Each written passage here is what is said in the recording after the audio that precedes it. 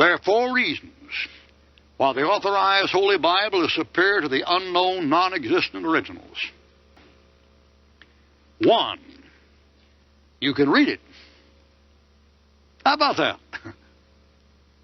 You can't read the originals. You know why you can't read the originals? You don't have them. You can teach it. You know why you can't teach the originals? Because you never saw them.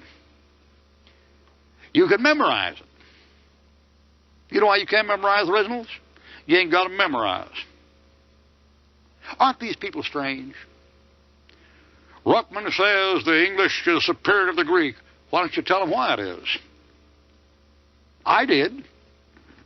2, it has separation between letters and words as well as sentences. The Greek doesn't. This isn't the original, but look at that. That's Sinaiticus sitting there before your face. That's Luke chapter 3 and Luke chapter 4 in Sinaiticus. You see them uncials? They're all right together. You see those sentences begin? No, you don't. You see where they end? No, you don't. You see where the words begin? No, you don't. You see where the words end? No, you don't.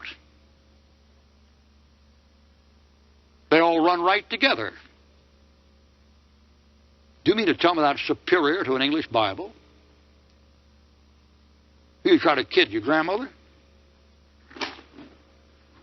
3, the King James Bible has been responsible for more than 10 times as many sinners getting saved as all the original autographs combined. All the original autographs of Matthew, Mark, Luke, and John, Peter, James, Jude, and Paul, and John, all together in that time, written in the 1st century, could not account for as many people saved in 3 centuries as you can account for in the King James Bible in the last 3 centuries.